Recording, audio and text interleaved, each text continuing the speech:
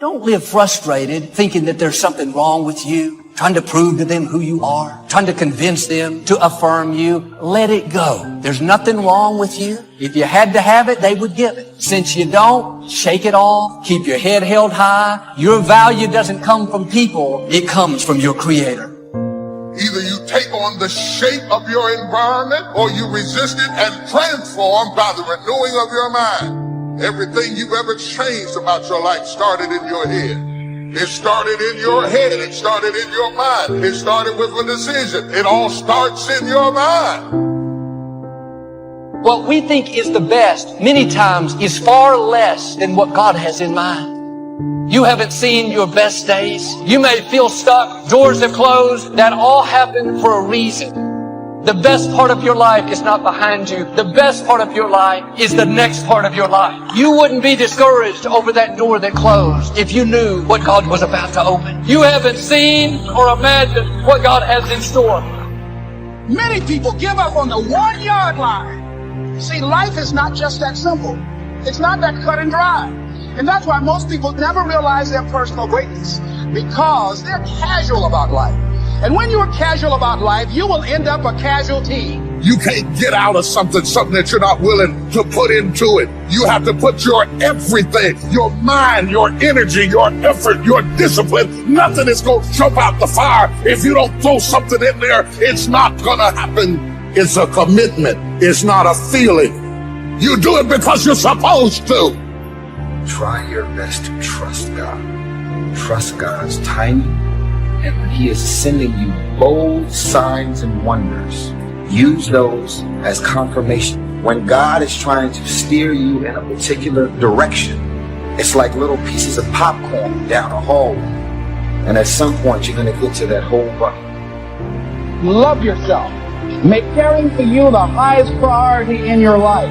Look out for what truly satisfies you. We're not taught to look out for ourselves. We're not taught to take care of ourselves, to become sensitive to our wants, our desires. So make a conscious effort. Make you number one priority.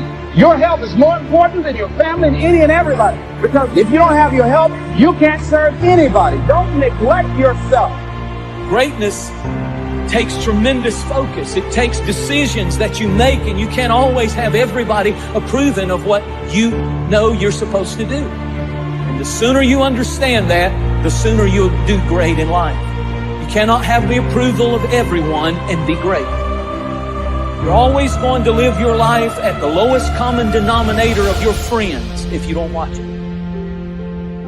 When you receive the message, when you receive the confirmations that these people that are around you are sucking you dry, so how could you have any love left inside of your heart to take care of your kids or your family when you got these people around you that are sucking you dry? I got nothing left. I'm going down. I'm melting. So feeling safe and feeling secure is very important to me, and I think it's very important to every single person. I think that God created us to feel safe, secure, confident, and bold. Your soul maybe has it blocked, but God did not create you for fear and worry and insecurity and a lack of confidence and extreme shyness and extreme timidity. You will become whatever you cultivate. Whatever you feed, that's what's going to grow in your life. I'm saved, but I got to change my diet. I'm saved, but I got to change who influences me, who speaks into my life, who feeds my mind, who determines what looks good on me, who determines what I can do and who I am. What's wrong with you is all those people who knew you win, because if they knew you win, they'll hold you to back then. I gotta go. Too many people looking for identity and value, and they're looking for it in all the wrong places. They look for it in what they do, who they know, what they own, what they look like. And I think that we need to do our best to look as good as we can. All I can say is take what God's given you and do the best you can with it. But don't be comparing yourself with somebody else. I become confident when I get the right view of other people and I get the right view of myself. It's amazing, right? You ever notice that arrogance requires advertising, but confidence speaks for itself? In fact, insecurity, cynicism, and arrogance, they're all loud. But confidence doesn't even have to speak, because confidence isn't based on your words. Confidence is an action. It's an ability to step into the moment and say, I'm not backing down, I'm not quitting, I got my confidence back, and I can fulfill. Your tongue is the rudder for your life. It's determining the direction. Next time you're tempted to say something negative about yourself, your future, your finances, zip it up. Don't steer yourself toward defeat. Say not, you're too young. Say not, you can't accomplish your dreams. God wouldn't have given them to you if you weren't well able.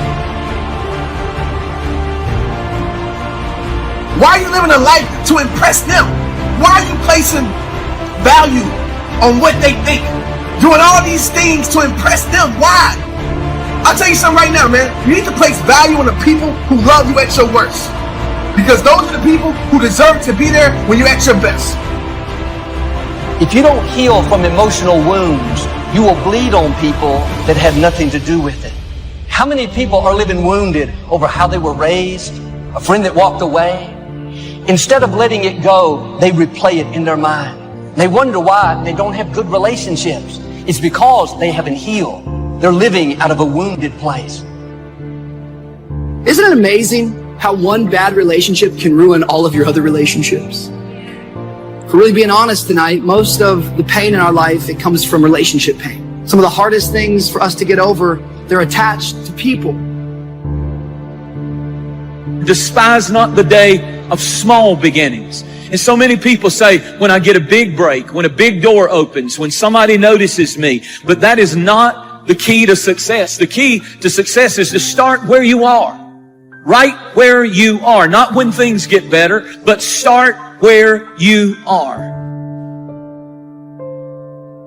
The only thing worse than one who is inconsistent in applying their self-imposed disciplines is one who has never considered the need or the value of discipline at all, changing loyalties and shifting frequently from one commitment to another, leaving behind a trail of broken friendships and unfulfilled promises, all because of a discipline that was either non-existent or imposed so infrequently that it was ineffective. Most of us are worried about suffering. We're afraid of it. When we're suffering and sacrificing, we wonder whether it's worth it. We wonder whether sacrifice or setbacks or suffering is a sign it's not our real dream. See, at the gym, you never think, oh, I'm going through some pain and discomfort. This must be a sign I shouldn't be at the gym. You never think that. You have to break it down, suffer and sacrifice for it to grow. When you need motivation yourself, don't look for someone to scream and yell. Don't look for someone else to give you motivation.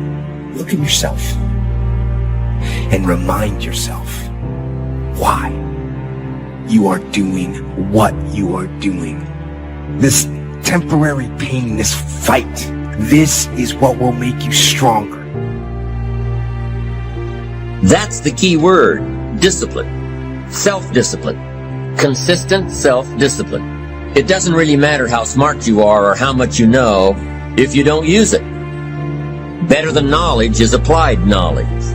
And once we've applied our knowledge, we must study the results of that process.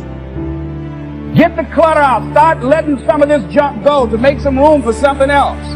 Do that with people. There's some people who's cluttering up your life. They're just holding and occupying the space that somebody useful, positive, could be holding that space. You don't even have time to look to see what else is out there because you all have all of these people surrounding you that's not enabling you to grow. Some of you tonight, you've experienced someone failing you. Maybe your mom was never there. Maybe it was a boyfriend who promised you the world but took off. Before you know it, what happens is these failures are holding us back from getting into our future. And these bad relationships are blinding us from all of the good potential relationships. Success is all about building relationships. It's not what you know, it's who you know. Some people might not step up when you ask them for help. But guess what? The worst thing can happen to you if somebody refuses you. You didn't have it anyway. Ask people. You never know. Suppose they say yes. That could be the turning factor. You will travel in the direction of your thinking. If you think down, you will go down. If you think up, you will come up. The way you think about your situation determines your reality. The way you think about your family determines your reality. The way you think about yourself. You're not being hurt by the way people think about you. Many of those people are a reflection of how you think about you. If you think about yourself a certain way, you will attract people who think about you a certain way. And you will expel from your life people who do not line up with how you think about yourself. The mind then becomes the battleground. The mind, Satan is always trying to do battle to take over your mind with warfare. Some of you is fighting your thoughts right now. I want to begin the process of deserving. What would that be? What process should I begin engaging in to deserve good health, to deserve a good relationship? What must I do to begin the process of deserving? There's enough people that are telling us we can't do it, that we're not good enough. Why do we want to tell ourselves that? We know for a fact that thoughts influence actions. We need to get our own self-affirmations. There need to be quiet moments in your bedroom, quiet moments when you're brushing your teeth, that we need to reaffirm, I am the captain of my ship and the master of my fate. If you don't know who you are, you'll discount yourself. Thinking, oh man, I'm ordinary, nothing much to offer, nothing special about me. Now life will try to make you feel like you're anything but amazing. Disappointments, betrayals, rejection will try to steal your sense of value. But all through the day, despite what thoughts are telling you, despite who left you out, you need to remind yourself, I am amazing. I have been wonderfully made. Don't go around feeling ordinary when in fact you're extraordinary. People may try to make you feel average. You don't have much to offer. Are you going to believe what people say about you or believe what God says about you? You're amazing. Have you ever said that to yourself? It has to start on the inside. If people can understand that as long as they don't forgive, they're poisoning themselves. It's like me being mad at somebody who hurt me that's out having a good time and don't even care that I'm mad. That doesn't hurt them. It's pointless. It's like, okay, you hurt me, but now if I'm going to hate you, then I'm letting you continue to hurt me. And you're controlling my life, and I'm not going to do that. It is your values. It is your ethics. It is how you make choices that get you promoted. It is not your strength. It is not your talent. It is not how you fight. It is not how you draw. It is not your intellectualism. It is your values. So that when you're backed up against the wall and you have to make a decision, true leadership is how you make decisions in the moment. What do you care the most about? Being seen or being connected? Doors of opportunity are open to those who continually knock. So we don't find open doors of opportunity because we need them. We find them because we deserve. Only those who knock deserve to find an opening. It's as if you search, you will find. Finding is reserved for the searchers because they deserve it. Now, at first they may have needed it, but they now know that just needing it is not sufficient. The reason why you're going to be blessed with good ideas is because you've come searching. And for those who search, they will find answers. To find a good idea, you must go looking. Rarely does a good idea interrupt you. So we get not what we need, but we get what we deserve. It's as if you ask, someone has an answer. If you keep asking, the answers belong to you. So we don't get what we need, we get what we deserve.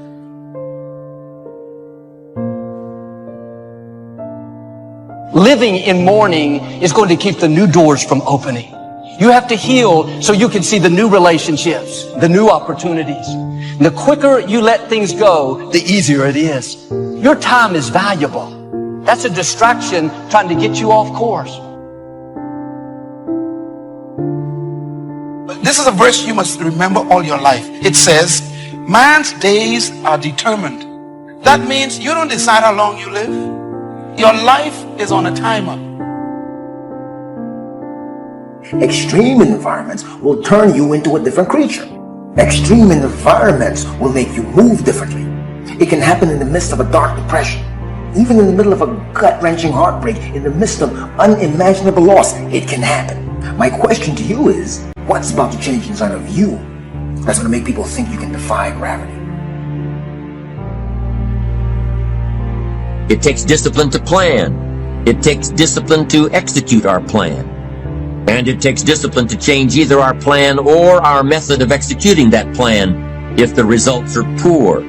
It takes discipline to ponder the value of someone else's opinion when our pride and our arrogance leads us to believe that we are the only ones with the answers. What are your expectations? What do you expect to get from life? What do you expect to get from your relationships? What is your ideal day? What is it that you expect from this journey that you're involved in? People that have a strong sense of self-approval, they have high expectations for themselves and from others.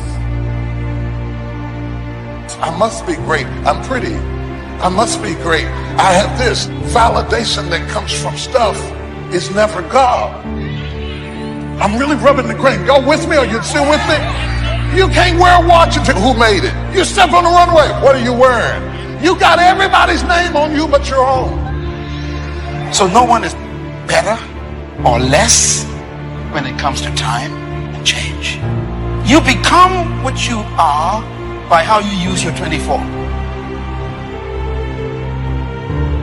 You have no idea how strong you are. You're not in this thing, life, by yourself. But one of the things that I know about this thing called life, recognize what had happened, the role that I played in it, I had to keep it moving. Got to keep it moving.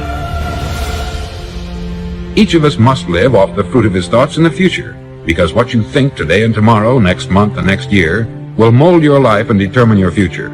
You're guided by your mind. You have built-in greatness. You have built-in power to handle whatever life throws at you. And life is going to be throwing a lot of stuff. Nobody's going to be spared. That's why Viktor Frankl called it unavoidable suffering. But suffering is a choice, because you can suffer or you can choose to do whatever you need to do, overcome whatever you are stuck in right now.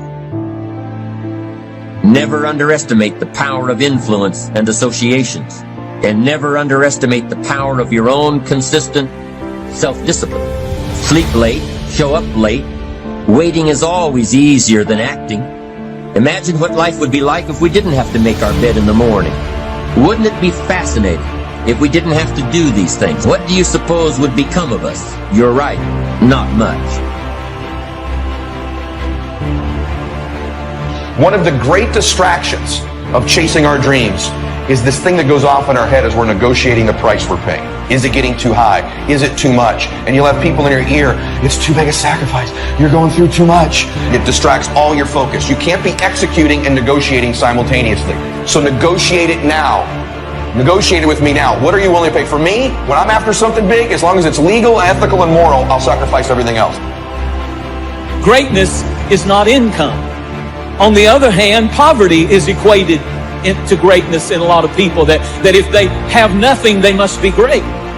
And neither one is true. You're not great because you're poor. You're not great because you're rich. Your greatness is not based upon your income.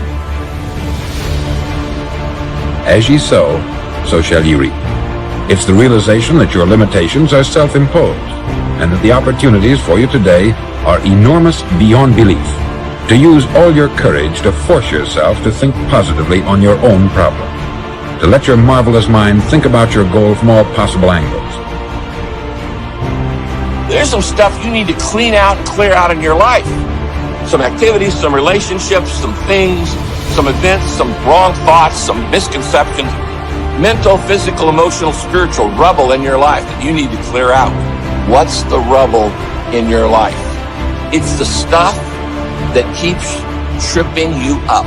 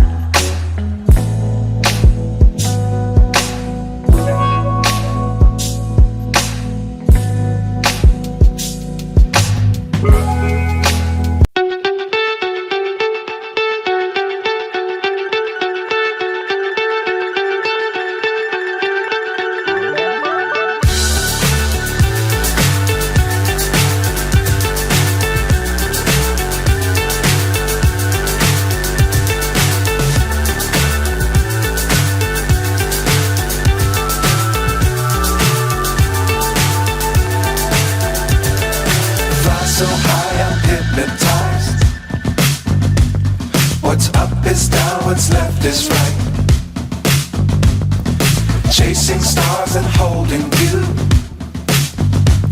I can't see the end, but we'll see it through.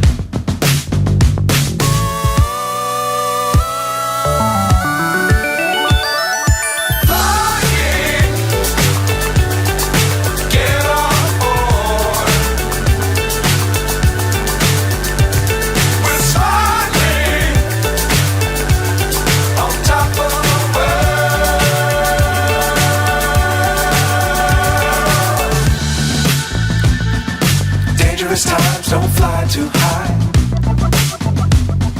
Be sure to keep the ground in sight. Fly forever if you keep it tight. Love the world but keep the sky on your mind.